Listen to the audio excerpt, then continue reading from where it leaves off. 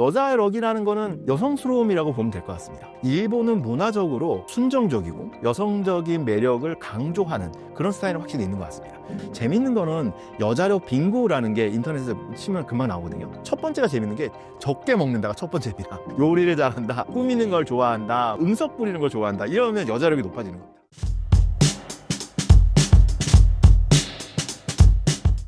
일본인은 바람을 많이 피운다는 속설이 있는데요. 사실인가요?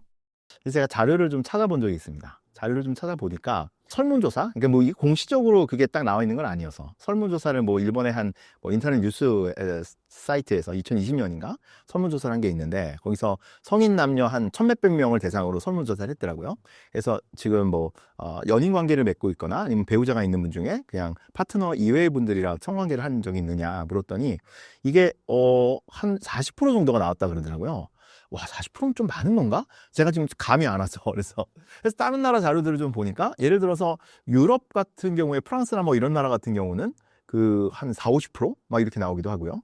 거기는 뭐 옛날에 68혁명이라는 게 있었는데 그게 또 뭐 성혁명이라 그래갖고 뭐 프리섹스다 뭐 이래가지고 그런 게 있으니까 미국도 좀 찾아봤는데 미국은 오히려 좀 되게 보수적인 그래서 20% 정도. 그래서 재밌는 거는 일본 같은 경우는 남녀의 비율이 거의 비슷했거든요. 거기서 나왔을 때는. 근데 이거 하나만 가지고 뭐 얘기한 그러니까. 근데 그 프랑스도 그렇고 미국도 그렇고 남성의 비율이 좀 얼뜻 높은.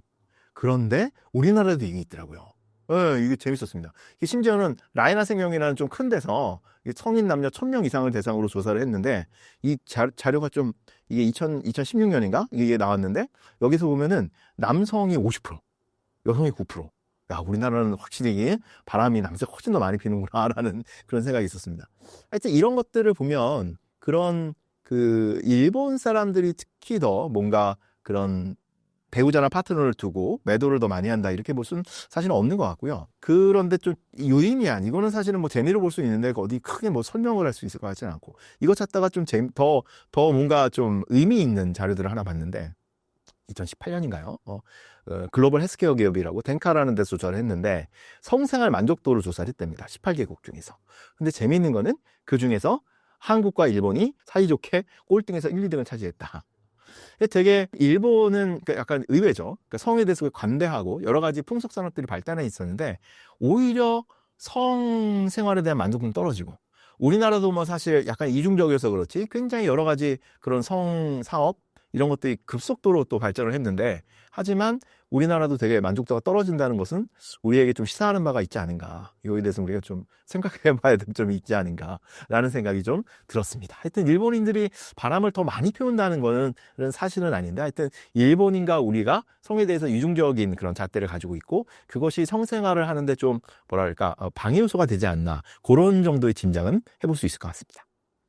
일본에는 여자력이라는 말도 있다고 하는데요. 일본 여성과 한국 여성의 차이가 있다면 무엇인가요?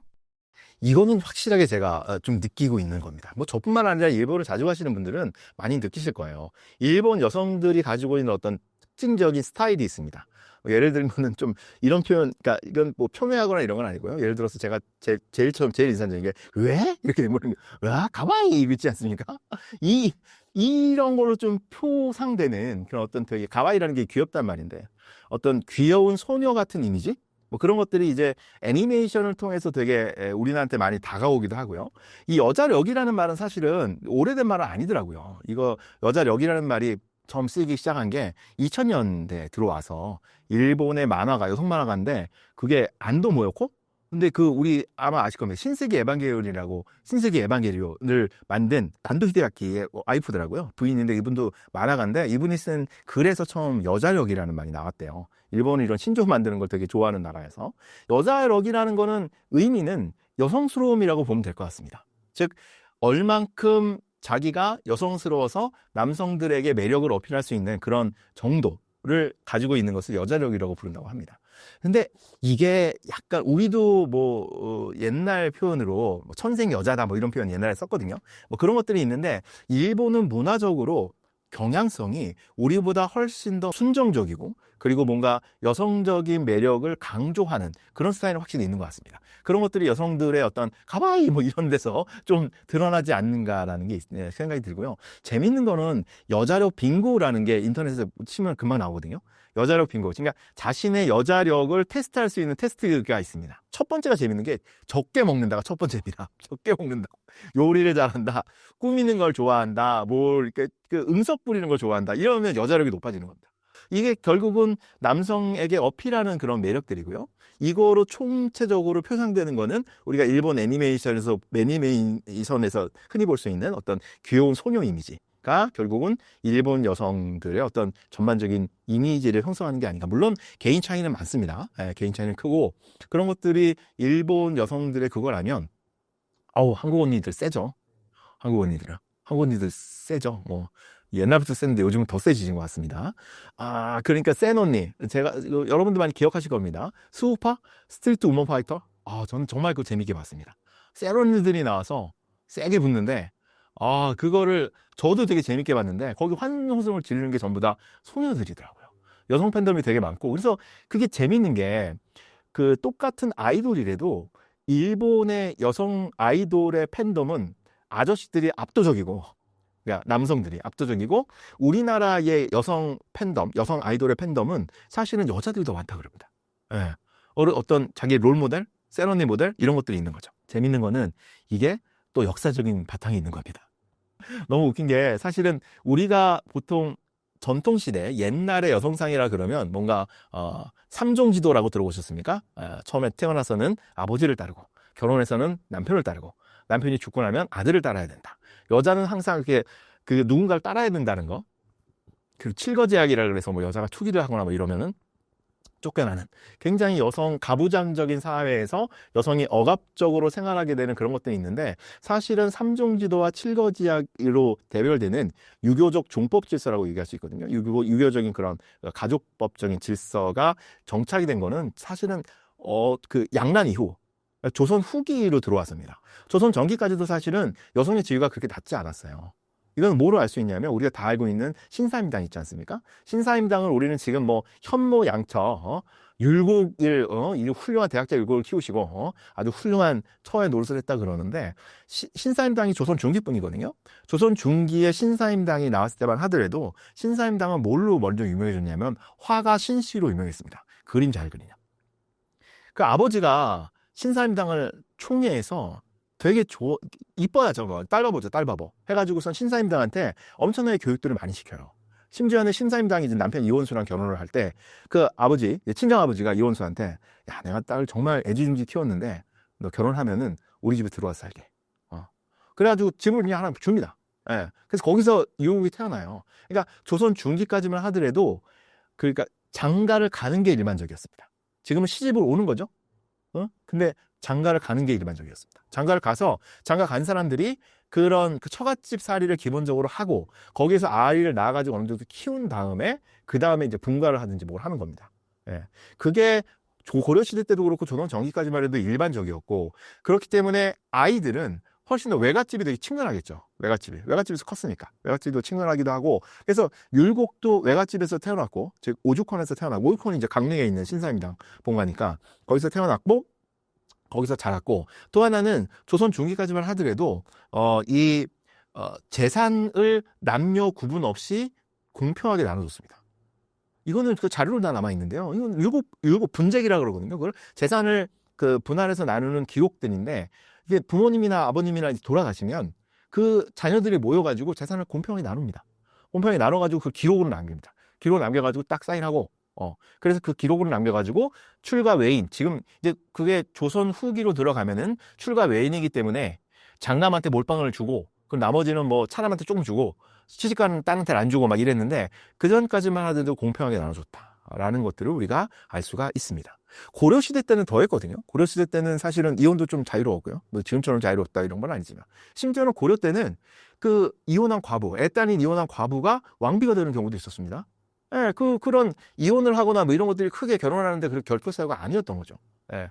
특히 고려시대 때는 재미있는 기록이 고려사라는 책에 나와 있는데, 고려사라는 책에 보면 박유라는 그런 관료가 나오거든요. 박유라는 관료가 왕한테 무슨 얘기를 하냐면, 우리가 이게 일부 일처제만 너무 하니까 이 사회가 팍팍해지고 좀 안 좋다.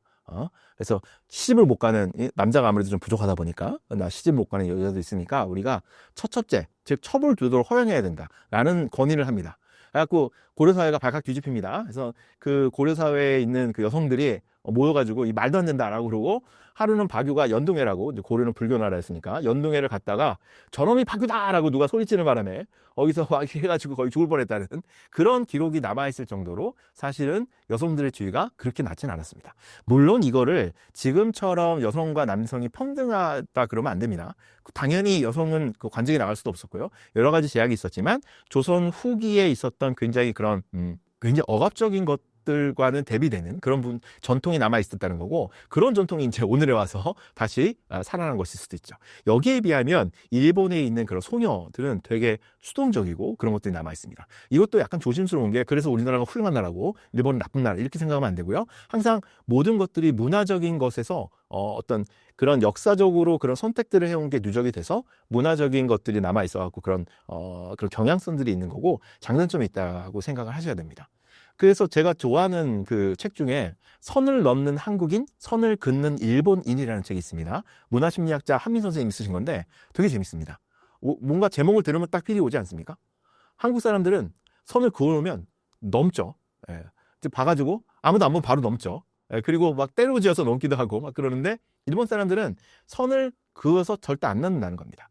이게 어떤 그런 그 문화심리학이라 그러는 그런 학문에서 이런 것들을 경향적으로 볼 수 있다라고 이야기를 합니다. 근데 제가 나름대로 일본에 오랫동안 다니고 일본 사회를 옆에서 본 입장에서는 되게 맞는 지적 같아요. 극적으로 드러나는 게, 일본은 고베 대지진이나 이런 게 있을 때 세계가 극찬을 했죠.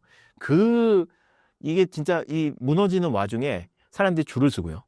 절대 뭐 상점 약탈, 물도 물론 상점 약탈 같은 건 안 하는데, 상점 약탈 같은 건 미국에서라면 벌써 했을 거를 안 하고, 정말 일본인들이 어마무지하게 딱 그걸 지키는 거. 이런 것들이 바로 선을 딱 그어서는 넘지 않는 거죠. 하지만 이게 늘 좋은 건 아닙니다. 이게 동일본 대지진일 때는 일본에 있던 그 상당수의 분들이 집에 고립되어 있다가 심지어 굶어 죽는 일이 벌어졌거든요. 그러니까 선을 그어 놓으면 올 때까지 기다리는 거죠. 그리고 심지어는 거기는 그 국가로부터 뭐를 받는 게 우린 너무 당연하죠. 그래서 국가가 뭐 시원치 않다 그러면 전부 다 모여가지고 선을 넘어서 국가를 관공서를 가거나 그래가지고 막 뭔가를 시위를 하고 막 이러는데, 일본은 절대 그렇지 않습니다. 그래갖고 일본은 딱 선을 그어놓고 올 때까지 기다리고, 국가가 나한테 뭘 해주는 것도 내가 국가한테 폐를 끼쳐서 그냥 감사한 마음으로 받아야지 이렇게 생각을 한답니다. 그렇기 때문에 이게 되게 안 좋은 방식으로 나타난 거죠. 뭐 우리도 마찬가지죠. 그래서 우리도 이런 선을 넘는 게 굉장히 발빠른 대응이나 이런 다이내믹한 역동성으로 나오는데, 아시다시피 그러면 피곤해지죠. 인생이 피곤해집니다. 아주. 그리고 대규모 민원이 일어나가지고 공무원도 그렇고 선생님들도 그렇고 엄청나게 피곤해지죠. 사실은 우리가 이렇게 어떤 경향성들을 갖고 선을 긋는 일본인, 선을 넘는 한국인, 혹은 여성들을 일본은 좀 소녀스럽고 우리는 센 언니가 있다 이렇게 판단을 하는 것도, 이렇게 해서 일본이 이렇구나 해서 끝나는 게 아니고, 그렇기 때문에 우리가 앞으로 어떤 행동을 해야 되고, 이렇기 때문에 우리가 어떤 정책을 펴야 되고 어떤 교육을 해야 되는지, 그런 것들에 대한 어떤 그런 시사점들을 얻는 그런 것까지 나왔으면 좋겠습니다.